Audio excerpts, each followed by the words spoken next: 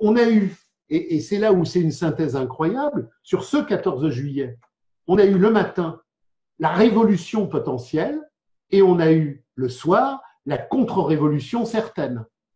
Et je termine là-dessus pour revenir au 14 juillet 1789. Il faut comprendre que tout se tient. Le capital est mensonge par absolue nécessité. Le capital est mystification dans toute la réalité du mode de production de sa diffusion. Je suis persuadé que si demain cette vidéo a 20 000 auditeurs, 30 000 auditeurs, peu importe, il y en a 90% qui croient que la Bastille a été prise. Le 14 juillet 1789, la Bastille n'a pas été prise. La Bastille s'est rendue.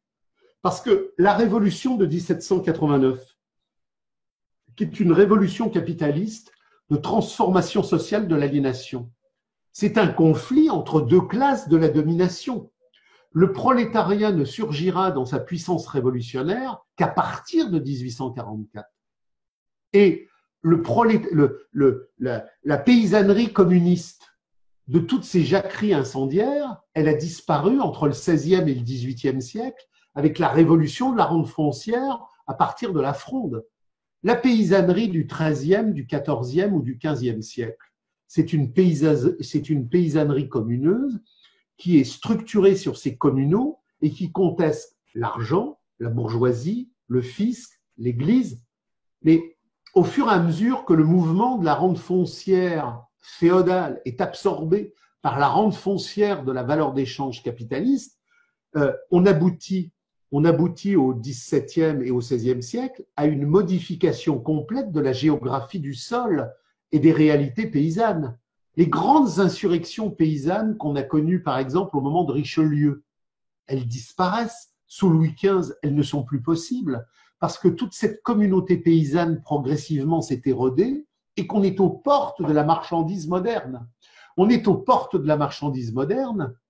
Marx nous dit, avant toute révolution capitaliste industrielle, il y a une nécessité impérieuse de révolution capitaliste agraire. Le capital ne se développe dans le champ industriel de la valeur d'échange parce que d'abord, il a modifié les conditions d'existence de toute la paysannerie. Vous avez tous lu le livre 1 du Capital, qui se termine par une section qui s'appelle l'accumulation primitive, où Marx explique comment Henri VIII a complètement détruit la paysannerie anglaise pour la basculer dans le temps concentrationnaire de la manufacture urbaine. La France a un décalé historique par rapport à l'Angleterre, et ce qui s'est passé de Henri VIII à la Révolution anglaise de 1648 s'est passé en France sur un temps beaucoup plus long, sur un temps beaucoup plus élastique, et ça ne surgit qu'en 1789. Mais 1789, c'est pas une lutte pour l'émancipation humaine, parce que puisque la lutte pour l'émancipation humaine ne sera possible que quand le prolétariat moderne, à partir de 1844, aura surgi. La lutte de 1789, c'est une lutte entre la bourgeoisie qui prend le pouvoir dans le cadre des lumières marchandes de l'imposture maçonnique du capital en mouvement, et elle est là pour détruire les résidus de la féodalité. Mais la paysannerie, elle s'est épuisée dans tout ce temps de la révolution agraire, et le prolétariat, il n'existe pas encore. Donc, qu'est-ce qui se passera pendant cette période révolutionnaire?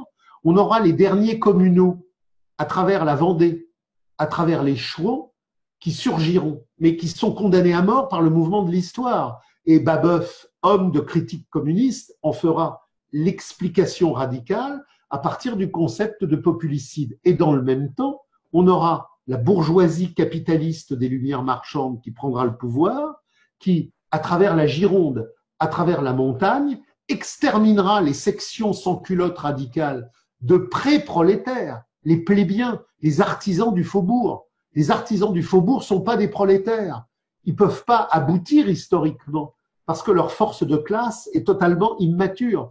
Donc, la bourgeoisie écrasera les sans-culottes radicaux et elle écrasera les derniers vestiges du communalisme communiste de la campagne. Mais qu'est-ce qui se passe le 14 juillet? Le 14 juillet, c'est une gigantesque manipulation où il y a les loges maçonniques, Philippe d'Orléans, C'est l'ingénierie sociale de Maïdan. Mais là encore, l'ingénierie sociale n'existe pas. Aujourd'hui, il est de bonne mode de fétichiser l'ingénierie sociale. L'ingénierie sociale, elle crée Maïdan, les révolutions oranges. Bien évidemment que vous avez des crétins en ingénierie sociale qui sont là derrière des bureaux avec des casques, des mines toutes grises, des impuissances érotiques radicales et qui calculent des équations pathologiques pour manipuler la foule. Bien sûr que ça existe, l'ingénierie sociale. Mais l'ingénierie sociale, c'est l'ingénierie sociale de la marchandise.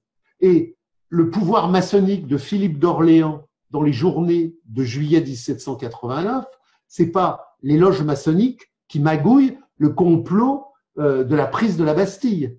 C'est une ingénierie sociale du capitalisme en mouvement, et tout ce qui va se passer le 14 juillet 1789, c'est l'immanence de la marchandise totalitaire en mouvement. Et qu'est-ce qui se passe le 14 juillet 1789? La Bastille se rend. La Bastille se rend. La Bastille, c'est une citadelle où il y a 7 prisonniers.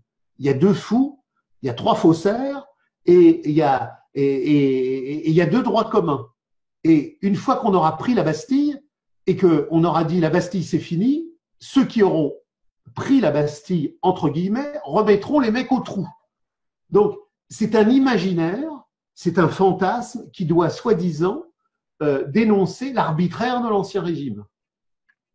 Quand l'Ancien Régime sera mis à bas, la République démocratique du capital massacrera en septembre 1792 des milliers de gens dans les prisons. La guillotine ne va pas cesser de tourner. Et la guillotine, elle ne guillotine pas des aristocrates qui seraient des représentants de l'Ancien Régime. L'ouvrier serrurier qui, dans sa sans-culotterie radicale, gueule contre le pouvoir des montagnards et des girondins et qui est arrêté, il est guillotiné en tant qu'aristocrate.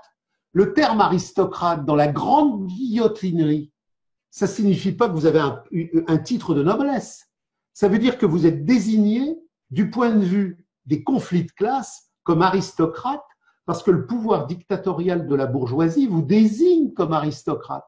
Donc, vous avez un bouquin qui est paru il y a 15-20 ans et qu'on doit trouver en ligne sur Internet, c'est la liste de tous les guillotinés de la Révolution. Et si vous prenez la liste de tous les guillotinés de la Révolution, bien évidemment, vous avez des nobles, bien évidemment, vous avez des bourgeois, mais à 80%, c'est des prolos. C'est un artisan serrurier, c'est un artisan boulanger. C'est les prolos de Paris-Est dans la sans-culotterie radicale qui dénoncent l'accaparement par la bourgeoisie du pouvoir dans l'imposture de la révolution démocratique des droits de l'homme. Donc, tout est mensonge. Et le 14 juillet 1789, le peuple de Paris n'a pas pris la Bastille. D'abord, il n'y a pas le peuple de Paris. Il y a un grouillement de population autour de la Bastille avec les racailles de l'époque, ce qu'on appelait la populace, ce qu'on appelle les poissonnières, et qui étaient d'ailleurs stipendiés par Philippe d'Orléans. On retrouve sur le 14 juillet 1789, comme sur la marche des femmes sur Versailles, vous avez tous entendu parler de la marche des femmes sur Versailles plusieurs années après 89, quand on va chercher Louis XVI à Versailles. Il y a plein de bons hommes déguisés en femmes qui sont payés par Orléans et les sectes radicales du gauchisme de la marchandise qui est déjà en mouvement. Mais bon, le 14 juillet 1789, on a une garnison avec le marquis de Launay, on a une vingtaine d'invalides parce qu'il était à l'époque convenu que les invalides de guerre étaient récupérés dans des garnisons statiques sans risque pour leur permettre de vivre la fin de leur jour. Donc on a une dizaine de gardes suisses, on a quelques invalides et on a le marquis de Launay. Et le marquis de Launay, à un moment donné, la forteresse de la Bastille est imprenable. Compte tenu, vous allez sur Internet, vous prenez les plans de la Bastille, c'est une forteresse qui est imprenable. Mais le marquis de Launay, c'est un brave mec, il ne comprend pas bien ce qui se passe.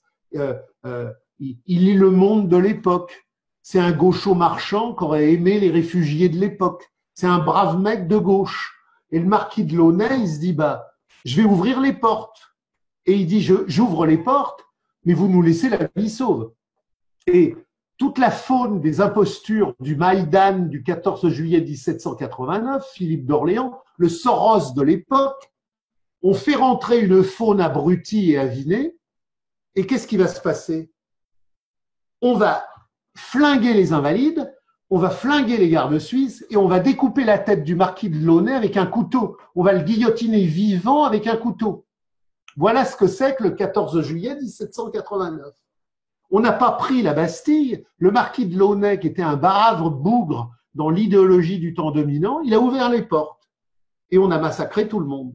Et comme toutes les vérités officielles sont des mensonges, que ce soit sur la Seconde Guerre mondiale, que ce soit sur les guerres d'Irak, que ce soit sur la Première Guerre mondiale, que ce soit sur tous les temps possibles, le 14 juillet 1789, qui est un acte de pourriture, qui est un acte de saloperie infinie. Rosa Luxembourg disait, à partir du moment où il y a une violence, à partir du moment où il y a un lynchage, à partir du moment où il y a ça, c'est ignoble. La révolution est un acte de conscience. Il y aura certes des violences, mais qui seront des autodéfenses radicales, de front à front, de camp à camp. Il n'y a pas de lynchage. Un révolutionnaire ne lynche personne. De Rugy, s'il frappe à ma porte, je l'accueille. Je ne suis pas un homme communiste ne lynche pas. Par essence, le lynchage est pourri. Donc, ce truc du 14 juillet 1789 est une abomination fantasmatique, un grand mensonge. Mais toute l'histoire, et là on retombe sur la section 1 du Capital, on retombe sur la question juive, on retombe sur le texte de la censure, le 14 juillet 1789 est un vaste mensonge. Et je demande à tous ceux qui nous entendent d'aller faire une très très courte recherche sur Internet sur qu'est-ce qui s'est vraiment passé le 14 juillet 1789. Donc, l'ordre démocratique des droits de l'homme totalitaire de la valeur d'échange est constitué sur un mensonge constitutif.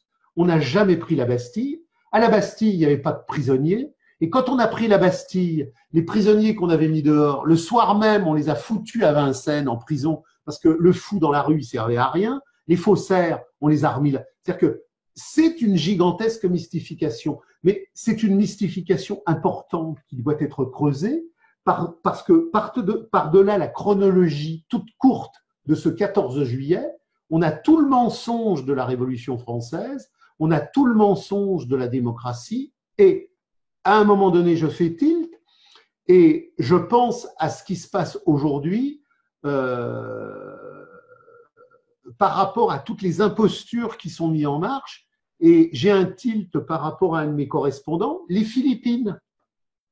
Les Philippines.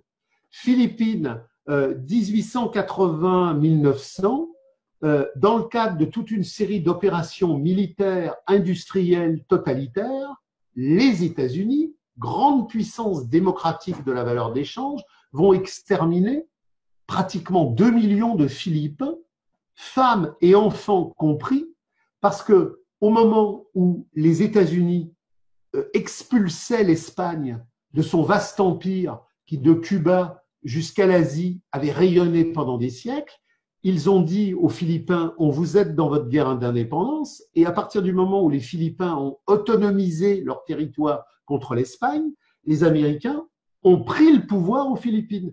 Qui connaît aujourd'hui la vérité sur le 14 juillet 1789? Mais qui sait en même temps qu'un des pires génocides historiques, concrets, validés, connus, c'est effectivement les Philippines où on massacre des femmes et des enfants à millions d'exemplaires. Et le général Smith, qui dirigeait le corps expéditionnaire américain aux Philippines, disait « Nous avons su exterminer les Indiens, nous avons été des parfaits bouchers, continuons aux Philippines. » Aujourd'hui, qui vous parle des Philippines? Donc, si vous voulez, on a toute cette logique-là, et c'est cette logique-là qui nous permet de comprendre tous les mensonges du temps contemporain sur le social et le sociétal. Alors bon, j'ai parlé longtemps, on va revenir sur le social et le sociétal, mais si vous voulez, il faut que tous les gens qui nous écoutent se disent, avant de penser, avant de poser des questions, je dois creuser, je dois savoir, je dois me positionner dans un arc historique de vraie connaissance, parce que finalement, je sais rien. Et on est tous comme ça au début, on ne sait rien. On nous ment sur tout. C'est la dictature du faux omniprésent, c'est la dictature du fétichisme de la marchandise, et la démocratie est la pire pourriture sociale envisageable, puisqu'elle est la dimension la plus impérialiste du faux constamment reconstruit.